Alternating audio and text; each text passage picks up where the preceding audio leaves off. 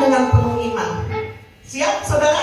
Satu, dua, tiga. Tuhan memberkati Indonesia. Indonesia bangkit. Indonesia pulih. Indonesia kuat. Tuhan berkati Indonesia. Tuhan berkati Indonesia. Tuhan berkati Indonesia. Merah putih terus takkan berkibar. Haleluya. Dijunjungi yang tertinggi. Indonesia pulih. Merah putih terus takkan berkibar.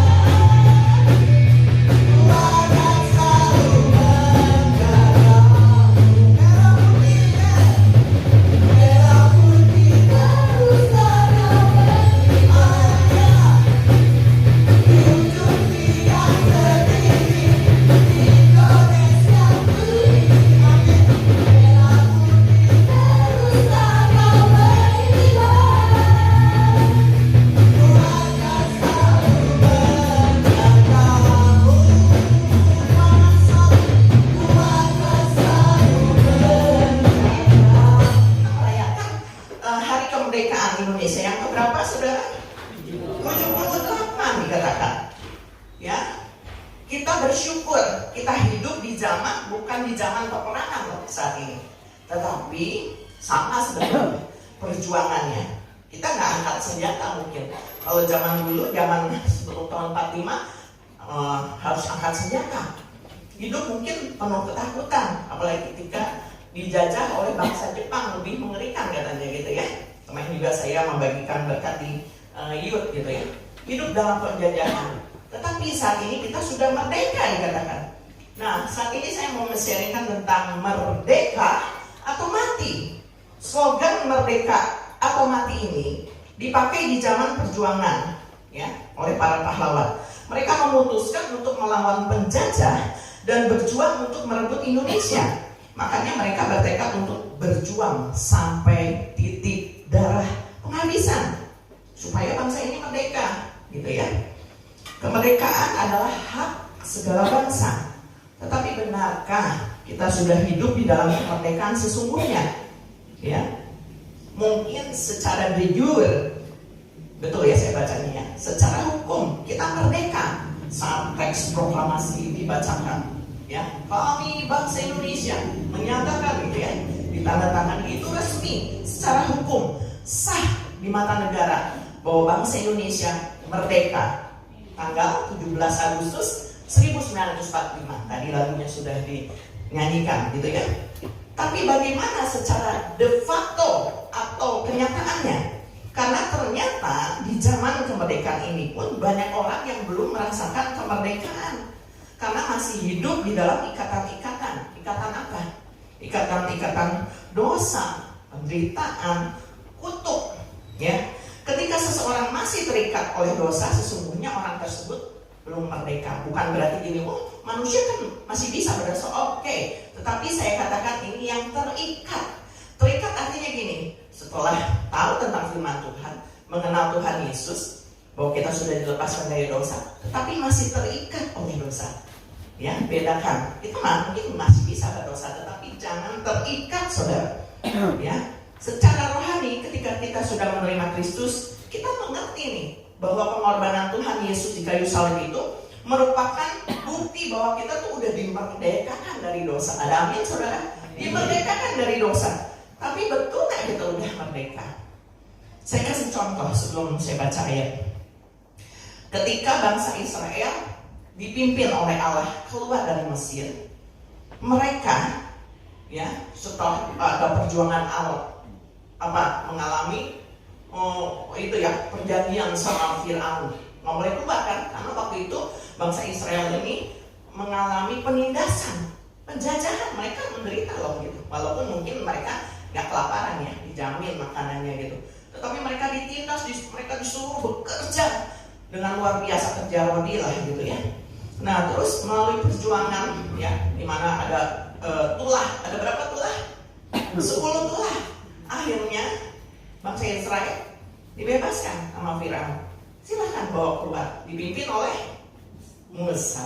Ya, saya nggak bawa hadiah. Kalau dulunya saya siapin hadiah ya, biar semangat. Ya, dipimpin oleh Musa.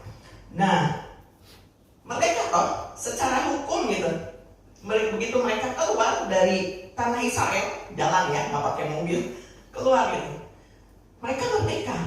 Tetapi apa yang mereka alami? Apakah mereka benar-benar merdeka secara roh? Di dalam Keluaran 16 ayat 3 dikatakan demikian. Dan berkata kepada mereka, kalau kami mati tadinya di tanah Mesir oleh tangan Tuhan ketika kami duduk menghadapi kuali berisi daging dan makan roti sampai kenyang. Sebab kamu membawa kami keluar ke padang gurun ini untuk membunuh seluruh jemaah ini dengan kelaparan. Ini yang dikatakan beberapa orang bangsa Israel kepada Musa. Ya, ketika mereka keluar, mereka menghadapi kenyataan, merdeka nggak enak ya. Mana nih? Begitu keluar, Tuhan janjikan tanah negeri yang penuh susu, madu dan segala macam diberkati. Begitu keluar, dihadapi cobaan. Baru aja melangkah yang keluar, apa yang dihadapi? Laut Teberau kan?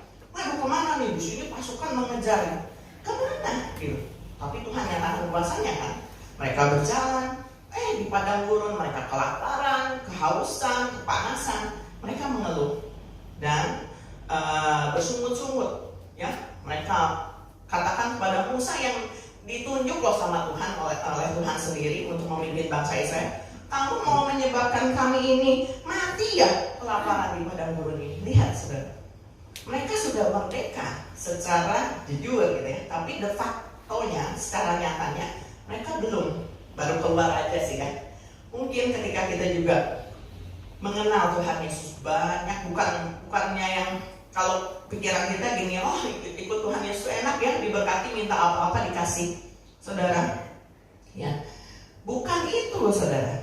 Ya, nah tadi ya, ketika seseorang diperhadapkan oleh kesulitan, di situ justru dibuktikan apakah dia benar-benar sudah merdeka secara roh apa belum, gitu ya.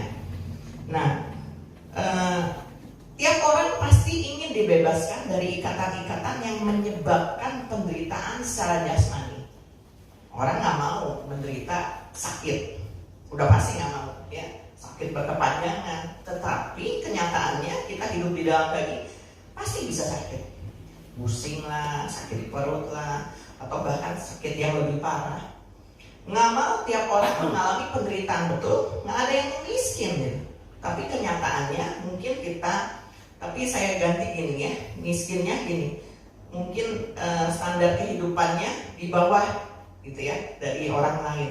Tetapi sebetulnya tergantung orang tersebut menjalani kehidupannya. Tapi faktanya gitu, nggak mau orang hidup menderita, pengennya banyak duit. Kalau ditanya gitu, pasti gitulah gitu ya. Tetapi ternyata bukan itu merdeka sesungguhnya. Merdeka itu harus merdeka secara roh, secara jiwa, itu yang paling penting saudara. Karena ketika secara roh kita belum dipulihkan, diubahkan, mau banyak duit kek, ya gitu, akan bisa mengalami kemerdekaan, ya. Mungkin kalau secara nyata, udah dapat uang banyak, aku udah merdeka nih, gitu.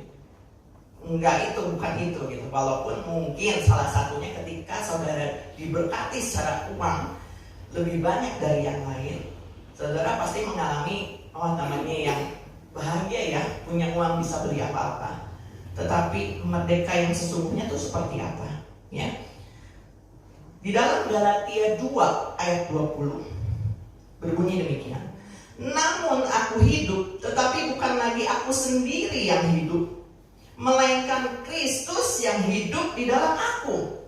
Dan hidupku yang kuhidupi sekarang di dalam daging adalah hidup oleh iman dalam Anak Allah yang telah mengasihi aku dan menyerahkan dirinya untuk aku. Katakan amin. Amin. Amin. Ya, yang pertama, Kristus itu harus hidup di dalam kita. Artinya, roh Tuhan itu harus ada di dalam kita. Apa yang ada di dalam roh kita saat ini? Apakah benar-benar roh Tuhan atau roh kedagingan kita? Bahkan kuasa iblis yang diizinkan untuk tinggal di dalam kehidupan kita ada loh. Orang Kristen tetapi di dalam hatinya yang diizinkan adalah roh, bukan roh Tuhan, tapi roh dalam dunia ini, mengandalkan roh-roh kuasa setan. Ya, di dalam 2 Korintus 3 ayat 17 dikatakan, sebab Tuhan adalah roh, dan di mana ada roh Allah, di situ ada kemerdekaan. Itu yang sesungguhnya, saudara. Ketika saudara ada roh Tuhan di dalam jiwa roh kita, ini ada roh Tuhan, di situ dikatakan ada kemerdekaan, saudara. Ya, ada roh Tuhan. Sudahkah saudara benar-benar menempatkan Tuhan yang terutama di dalam kehidupan kita? Di tengah persoalan yang ada ketika saudara dihadapi oleh kebingungan, kepanikan, kesulitan kehidupan, sakit, apapun juga ya. Kita harus percaya itu, ketika kita sudah menerima Tuhan Yesus, kita sudah dibebaskan dari belenggu dosa dan kutuk. Katakan amin. Amin. Firman Tuhan pagi hari tadi di Akurat dikatakan bahwa kita harus bebas dari kutuk. Kutuk itu diturunkan dari manusia pertama. Ya, tadi Akurat mengatakan Adam sama Eva atau Hawa dikatakan ditempatkan Tuhan di tanah yang terbaik, tapi tetap dikasih larangan kan, dilanggar, sehingga akhirnya mereka harus terusir dari taman yang begitu indah yang mereka dicukupi. Itu karena dosa, dan di situ terpisah dari Allah, dan akhirnya ya berlanjut lah, begitu satu dosa berlanjut. Oleh sebab itu dikatakan bayi yang lahir pun ada dosa keturunan walaupun belum berbuat dosa ya. Tetapi setelah mengenal dan percaya kepada Tuhan Yesus, kutuk-kutuk itu dipatahkan. Proses ya saudara ya, mungkin lagi pertama mengenal Tuhan Yesus masih bayi rohani, gimana nih caranya? Ikut Tuhan itu seperti apa ya? Tetapi saudara, sekian lama kita ikut Tuhan, kita akan belajar banyak hal ketika saudara menempatkan Tuhan yang terutama dalam kehidupan kita, dituntun, dibimbing ya. Sama seperti seorang bayi yang lahir, kemudian akan beranjak dewasa, dia akan terus butuh bimbingan dari orang tuanya. Kalau dilepas sama orang tuanya, misalnya bayi itu ditaruh di hutan, ya dia akan nurutin di mana dia diasuh. Dulu ada film Tarzan ya, karena bayinya akhirnya waktu itu singkat cerita bayinya ada di hutan gitu, ya, terasing karena orang tuanya meninggal apa saya nggak lupa tuh. Diasuh sama apa, gorila ya, simpanse nggak tahu gitu ya. Nah tingkah lakunya sama ya, sama yang dia ajar gitu ya, yang ngajar dia gitu. Nah kita juga demikian, kalau kita mengizinkan roh Tuhan itu ada dalam kehidupan kita, dia yang memimpin kita. Berarti sifat, terus tingkah laku kita, perkataan kita nanti akan sama dengan Tuhan. Bukan menyamai Tuhan ya, tapi kita ngikutin gitu, akan terbukti. Jelas ya sampai sini ya. Itu yang pertama. Yang kedua, jangan memakai kemerdekaan itu sebagai kesempatan untuk berbuat dosa. Di dalam Galatia 5 ayat 13, saudara-saudara, memang kamu telah dipanggil untuk merdeka, tetapi janganlah kamu mempergunakan kemerdekaan itu sebagai kesempatan untuk kehidupan dalam dosa, melainkan melayanilah seorang akan yang lain oleh kasih. Kemudian di dalam 1 Petrus 2 ayat 16 dikatakan demikian. 1 Petrus 2 ayat 16. Hiduplah sebagai orang merdeka, dan bukan seperti mereka yang menyalahgunakan kemerdekaan itu untuk menyelubungi kejahatan-kejahatan mereka, tetapi hiduplah sebagai hamba Allah. Ya, jangan pakai kemerdekaan itu untuk kesempatan berbuat dosa. Seperti di awal tadi saya bilang, kita sebagai manusia masih hidup di dalam daging, masih bisa berbuat dosa. Tapi Tuhan katakan jangan berbuat dosa lagi, jangan terikat oleh dosa. Ada berapa banyak orang yang sudah mengenal kebenaran, bahkan mungkin hamba Tuhan sekalipun, anak pendeta sekalipun, tetapi mereka tetap terikat dengan dosa, hidup menyalahgunakan kemerdekaan yang udah Tuhan kasih. Nih, kamu udah merdeka loh. Secara hukum Kristus, kamu udah dimerdekakan, kamu udah diampuni dari dosa-dosa masa lalu, gitu ya. Jangan berbuat dosa lagi. Oh emang aku udah merdeka, aku pasti masuk surga, tapi terus berbuat dosa. Emang nenek moyang kamu gitu ya. Ada contohnya di dalam firman Tuhan tentang Hofni dan Pinehas. Siapa Hofni dan Pinehas? Hofni Pinehas ini adalah anak-anak dari Imam Eli, ya, yang dikhususkan Tuhan untuk melayani bait Tuhan. Tetapi anak-anak imam ini, mereka lakunya tidak seperti anak seorang imam. Mereka menyalahgunakan jabatan yang Tuhan sudah percayakan buat mereka untuk mereka berlaku seenaknya. Lagi mempersembahkan korban yang harusnya bagian untuk Tuhan, mana yang dibakar itu mereka ambil.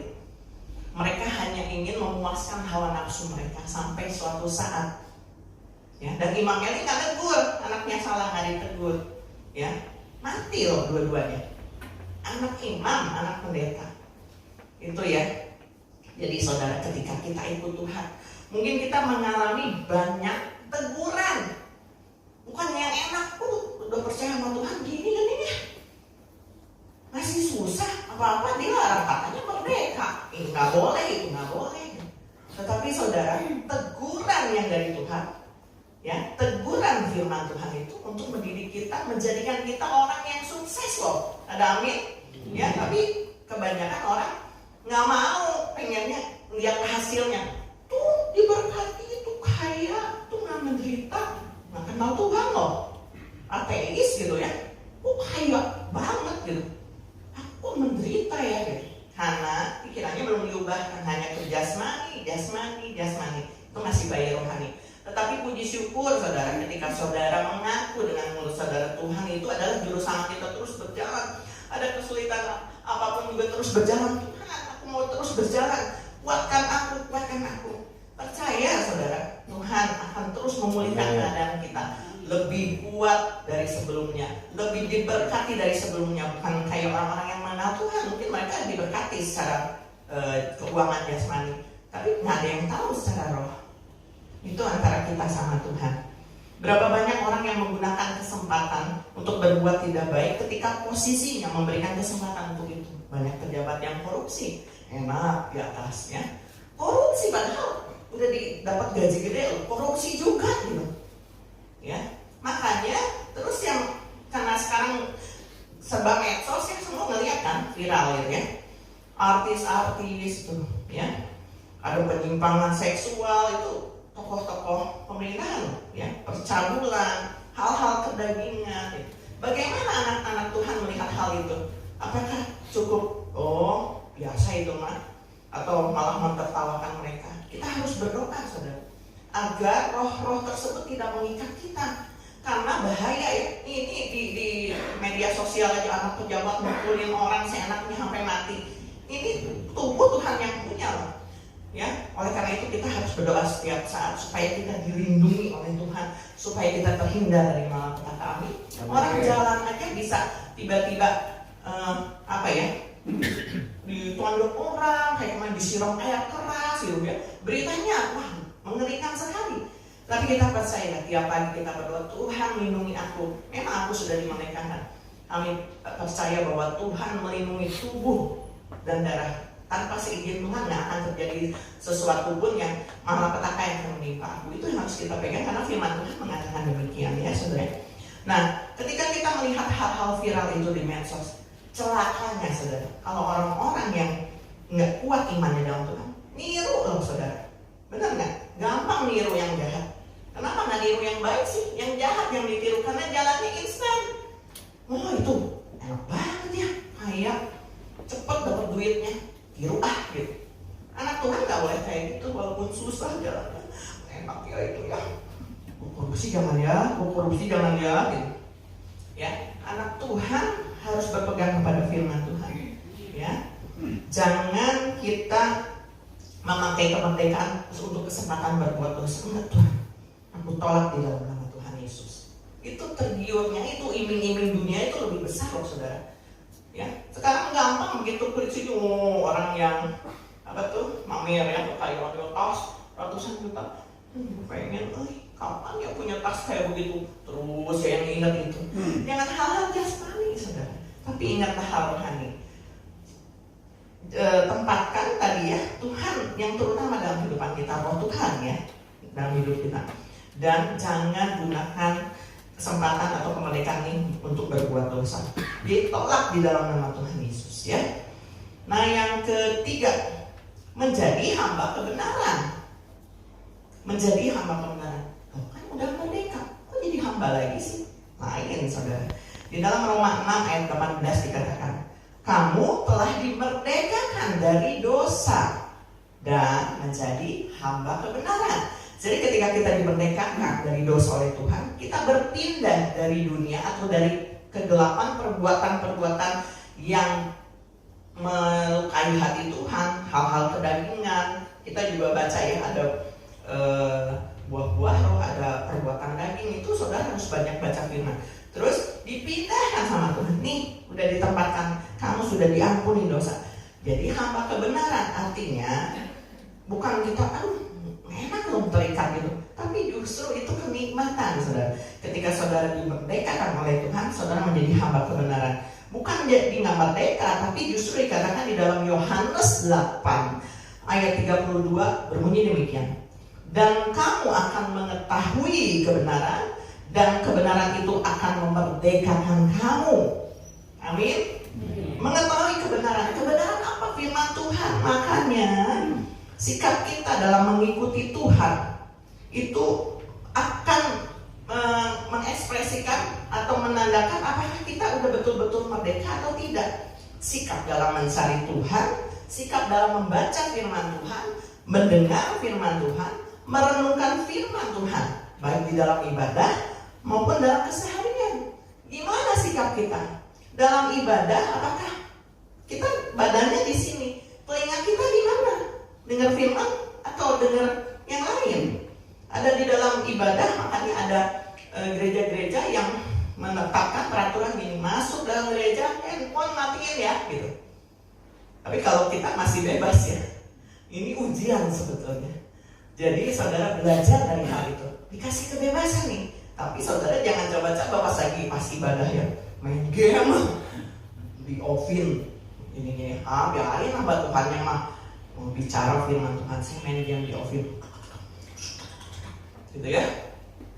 Nanti hilang firman Tuhannya. Badannya sih di sini, rohnya kemana? Gitu, melayang-layang. Nanti kalau meninggal nggak mau rohnya gentayangan ya. Ya, dikatakan kamu mengetahui kebenaran. Untuk mengetahui kebenaran ya kita harus cari kebenaran itu. Gimana? Ya baca firman. Seminggu sekali? Enggak. Tiap hari pun mungkin setiap saat. Sekarang sekali lagi medsos ini dipergunakan untuk hal yang baik. Jangan kliknya film-film yang menyimpang. Wah ini rusuh nih, bosan nih ya. Perceraian artis. Wah ini nih. Wah yang cabul nih, ini dipatau. Tapi yang dicari adalah firman Tuhan.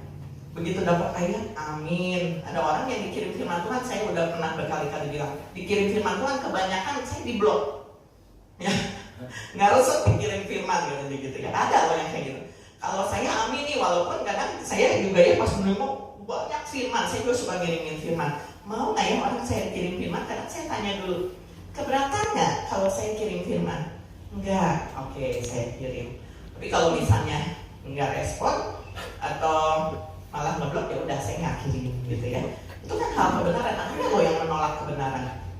Tetapi buat saya ketika saya menerima firman, walaupun mungkin saya nggak saat itu bisa baca, saya pasti akan baca gitu ya. Nah terus saya suka share, oh ini memberkati, ini saya share lagi gitu.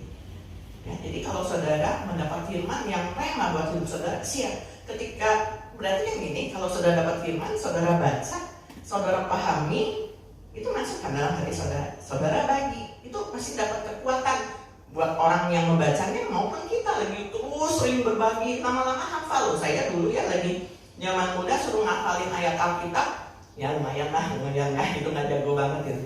Tetapi terus saya dibimbing sama Tuhan. Bukan hanya sekedar jago ayat, hafal ayat dulu kan kalau anak muda yang wih cerdas sangat Alkitab, kalau menang dia mau bangga, wih ngotot nih ayat Alkitab, bukan itu saudara. Tapi menjadi pelaku firman. Lama-lama saya dibimbing, oh iya ya harus begini. Jadi orang Kristen itu harus begini ya. Itu prosesnya kan nggak sebentar, tetapi itu antara saya sama Tuhan aja. Banyak loh tantangannya. Sampai saya saat ini bisa melayani Tuhan seperti ini. Tantangannya banyak, yang saya bikin mau mundur. Bener gak sih saya dipilih jadi hamba Tuhan, jadi istri seorang pastor, jadi ibu gembala? Saya udah mulai terbiasa dipanggil bugem gitu. Kalau dulu lagi pertama kali dipanggil bugem, aduh Berat loh saudara, dipanggil bugem loh, ibu gembala. Berarti kan yang suruh gembalain, Tuhan tolong saya gitu. Ya. Jadi kalau misalnya jemaat lagi susah, saya nangis loh sama Tuhan. Tuhan tolong ya dia gitu. Nggak bisa berbuat apa-apa secara jasmani, mungkin saya nggak bisa menolong, tapi saya bisa mendoakan mereka. Tuhan yang menolong ya. Jadi jangan berekspektasi gini ya, wah ini kita cuma nanti dapat pertolongan. Saya kesulitan ya, udah kata saya kasih yang ke bokar nih 100 juta, nah saudara gitu ya, bukan itu saudara. Tapi seperti Petrus mengatakan, harta aku nggak punya, tapi aku mau berdoa buat kamu. Waktu itu ngedoain pengemis ya, didoakan sembuh. Itu kan lebih dari segalanya. Jadi bukan jasmani, tetapi secara roh ya, menjadi hamba kebenaran. Jadi kita benar-benar diikat, tapi bukan nggak merdeka saudara, tapi kita dituntun, kita dengan suka hati mau dituntun sama firman Tuhan. Nggak cuek gitu, nggak mau mari ninggalin Tuhan, nggak mau diatur-atur hidup gue mau udah merdeka, maha kurang gue lah gitu. Nggak seperti itu saudara. Tetapi ketika kita dimerdekakan dari dosa, kita memutuskan untuk menjadi hamba kebenaran. Itu kita loh yang memutuskan. Tuhan ngasih kebebasan. Ini anakku, aku tadi ngasih kamu keselamatan.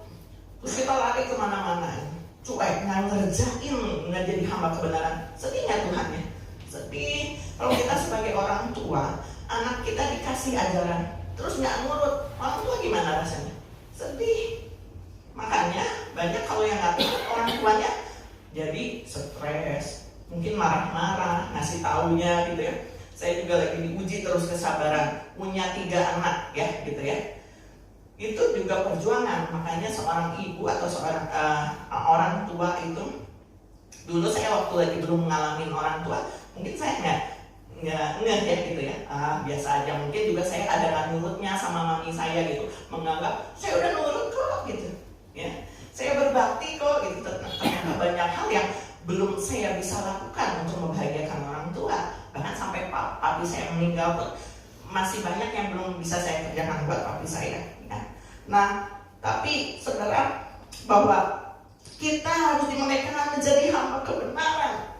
Oleh karena itu saudara, kalau saudara dikasih kesempatan untuk hidup saudara pada saat ini oleh Tuhan, diselamatkan oleh Tuhan, dikasih loh keselamatan, kamu udah selamat. Terus kenapa kita harus menukar keselamatan itu dengan hal-hal kenikmatan dunia yang sementara?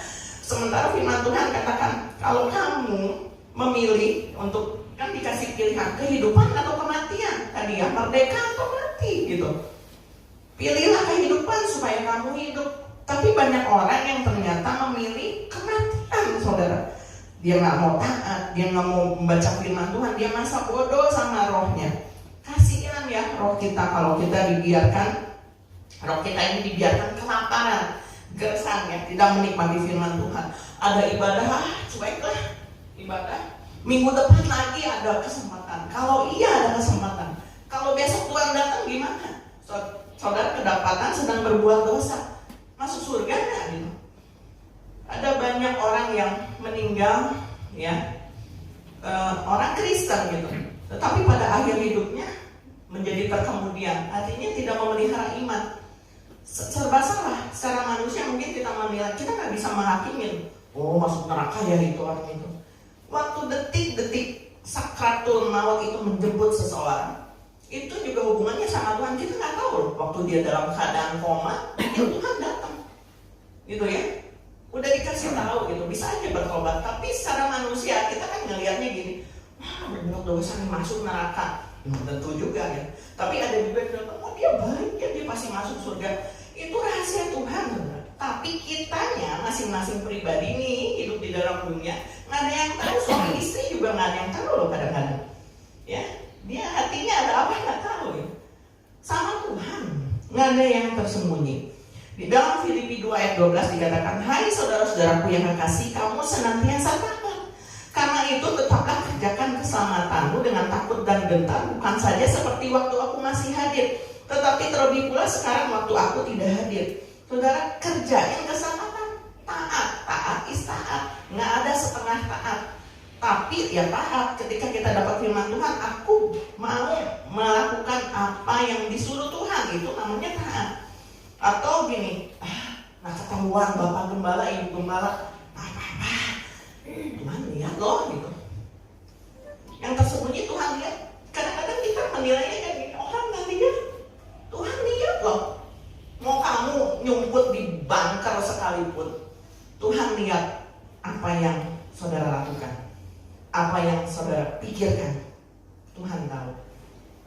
Ya, tiap orang, saya nggak tahu punya keterikatan apa. Saya juga dulu mungkin punya keterikatan, tapi itu dilepaskan di bawah kaki Tuhan Yesus. Kutuk-kutuk rasa bersalah, rasa depresi, rasa tidak diterima, kepahitan itu harus dipatahkan.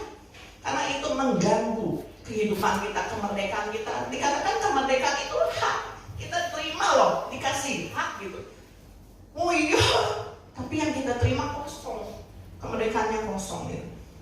Tapi begitu kita menerima hak kemerdekaan itu, ya aku gunakan nih kesempatan untuk berbuat baik, mengasihi sesama, tadi melayani sesama, itu juga melayani Tuhan. Ya, menaruh Tuhan itu yang paling utama dalam hidup kita. Makan firman Tuhan sebanyak-banyaknya. Kita kelaparan aja bisa marah-marah. Tapi kenapa kita nggak ketemu firman Tuhan? Kok biasa aja sih gitu? Hari Minggu nggak datang gitu. Seminggu sekali loh. Gimana itu gersangnya hidup kita gitu. Tetapi saya dipimpin sama Tuhan saat ini untuk menyadari ya, karena mungkin umur makin bertambah. Berapa lama lagi saya bertahan dalam kehidupan ini? Nanti saya kembalinya sama pencipta. Waktu saya pulang pun saya nggak bisa ngegondol suami saya. Sama saya nggak mau pulang dulu. Nggak mungkin kayak gitu. Udah waktunya yang menikah, kamu harus pulang gitu. Tapi kita pastikan kita tahu jalan pulang.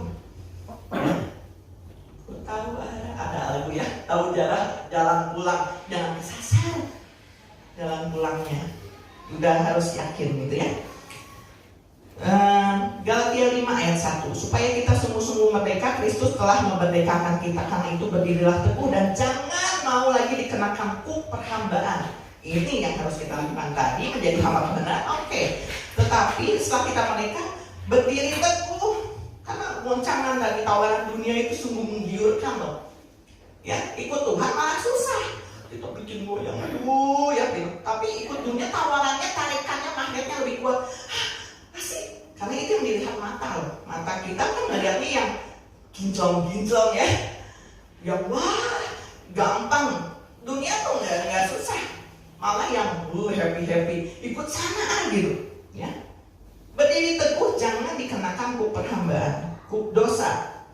Ya, jangan kembali mikul dosa. Semas dari firman Tuhan sama seperti babi yang udah dimandiin, dibersihin, kembali ke kubangan yang sama. Kalau sudah hidup baru, jangan kembali kepada hidup lama. Kalau sudah dibersihin, jangan dibuat kotor lagi. Jadilah hamba kebenaran. Miliki prinsip di dalam Filipi 1 ayat 21, ayat 22, ini juga merupakan salah satu ayat kesukaan saya. Yang Paulus katakan begini, karena bagiku hidup adalah Kristus dan mati adalah keuntungan. Mati untung, nggak ada yang kalau disuruh mati duluan nggak mau ya sebetulnya. Tetapi kita harus memiliki prinsip, kalaupun saya mati, saya mati. Itu keuntungan karena saya tahu jalan pulang. Tetapi jika aku harus hidup di dunia ini, itu berarti bagiku bekerja memberi buah. Sudah buah apa saja yang kita sudah hasilkan ketika selama kita mengiring Tuhan Yesus. Saudara tidak akan bisa memahami jika saudara belum betul-betul merdeka. Jadilah umat yang semakin dewasa rohani. Kalau seorang bayi kan mintanya dikasih, minta cucu, minta makan. Kalau ngompol dipopokil gitu ya, dibersihin, dilayani semua. Tapi kalau orang dewasa rohani kan nggak seperti itu, cuapin dong, nggak gitu ya. Kalau ada orang dewasa terus mama cuapin gitu. Kita yang melihat pengen ngejitak gitu ya. Gitu cuapin, makan sendiri gitu ya. Saya salut dengan orang-orang yang tidak sempurna secara tubuh ya. Ada yang nggak punya tangan, nggak punya kaki, tapi mereka bisa jadi motivator luar biasa loh. Berarti kan bukan jasmaninya. Kadang ada orang yang dikasih tubuh sempurna, melutus, bersungut-sungut tiap hari ya. Nambah kelihatan tua gitu. Pas ditanya umur berapa? 20 tahun, tapi kayak seperti 60 tahun, susah gitu ya. Tapi jadilah anak-anak Tuhan yang walaupun umur 70-80 tahun masih gagah. Di sini ada Opa Teddy nih, Om Teddy ya, hampir 80 tahun, luar biasa nih. Ya. Jadi saudara harus dipakai tubuh ini untuk kemuliaan bagi nama Tuhan. Amin. Benar-benar menikmati kemerdekaan yang sesungguhnya, nggak hanya secara jujur ya. Oh, aku udah merdeka nih dari dosa gitu, tapi secara faktanya. Jadi kita harus lakukan ya. Mau diajar, dibimbing, bahkan ditegur dan dihajar. Nah, enak ya kalau dihajar ya anak, kalau misalnya dikasih tahu orang tua, kamu harus nurut. Digelpok sih ya. Mana gitu orang tuanya gelpok sih ya. Orang tua juga harus kalau misalnya dikuasai emosi. Saya dulu lagi Hesky kecil pernah, kalau udah ngeliat itu, aduh aku nggak kasihan, maafin ya Hesky, ya. Oh Hesky ya dulu saya cepetin sama sapu lidi ya gitu. Hesky itu lagi masih kecil, padahal kan masih kecil itu ya. Hesky ini misalnya dia kan aktif ya anaknya, nah cekrot kakinya sih gitu, belum merah gitu ya. Itu dia kan gemuk dulu, sipit gitu, gitu nangis gitu ya. Nah kadang kita mendidik anak mungkin seperti itu pakai tongkat gitu, tapi ya jangan berlebihan ya gitu. Aduh nggak enak sebetulnya ngehajar, betul nggak Ibu Syuli ya? Tapi untuk kebaikan dia gitu ya. Jadi kita harus ya terima aja lah kalau ditegur sama Tuhan, jangan kita kuno. Tuhan menghajar aku melulu gitu, mana berkatnya? Jangan dihajar aja, jangan dikasih penderitaan aja, nggak seperti itu saudara. Tetapi ketika kita menerima firman Tuhan, makanya banyak-banyak baca firman Tuhan supaya kita ngerti. Kalau nggak banyak baca firman Tuhan, begitu dapat hajaran, Tuhan nggak sayang sama aku. Padahal kalau kita baca firman Tuhan, justru Tuhan sayang banyak hal. Jadi kita harus bersuka cita ya kalau kita dapat kemerdekaan. Amin saudara. Mau merdeka apa mati? Mati juga ada keuntungan ya. Jika saya tidak panjangkan, saya undang tim musik maju ke depan. Basuh aku di dalam darahmu, anak domba.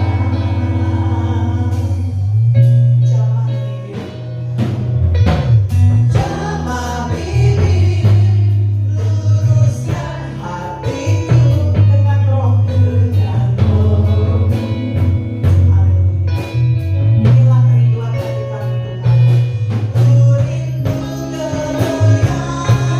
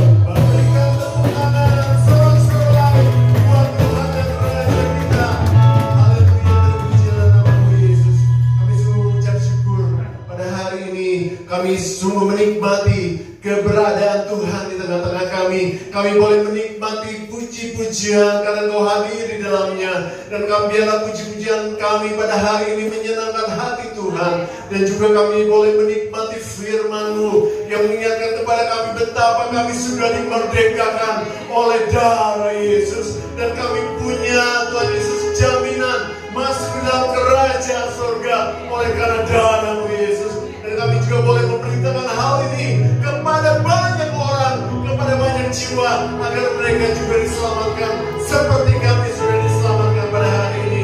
Terima kasih Bapa. Kami berdoa Tuhan Yesus tetap untuk teman-teman kami, saudara-saudara seiman kami yang tidak bisa hadir pada hari ini. Mungkin mereka dalam keadaan galau, mungkin mereka dalam keadaan tidak bisa hadir karena sakit, terbelenggu oleh kuasa-kuasa. Pada saat ini Bapa, kami berdoa di dalam nama Yesus Kristus, Kau akan bebaskan mereka, akan lepaskan mereka, bahkan Tuhan akan sembuhkan mereka yang sakit. Terima kasih Bapa, terima kasih. Terpuji nama-Mu Yesus. Kami sungguh mengucap syukur pada hari ini Bapa. Biarlah Tuhan Yesus, kami boleh Tuhan Yesus bersyukur lagi dalam hari-hari mendatang, membawa banyak jiwa, membawa banyak teman-teman kami dan keluarga kami untuk datang kepada Tuhan Yesus. Terima pujian nama-Mu Yesus dari kekal sampai kekal. Saudaraku, mari kita angkat tangan kita siap untuk terima berkat Tuhan. Diberkatilah keluargamu, diberkatilah kesehatanmu, diberkatilah pekerjaan dan hasil kerjamu, dan diberkatilah orang yang mengandalkan Tuhan, yang menaruh harapannya kepada Tuhan. Sekarang saudaraku, terimalah berkat yang sangat besar dari Bapa, cinta kasih yang sungguh luar biasa dari Tuhan kita Yesus Kristus, dan persekutuan dengan Roh Kudus menyertai hidup kita mulai pagi hari ini sampai Tuhan Yesus datang kali yang kedua. Tetap angkat tangan saudara dan angkat pujian.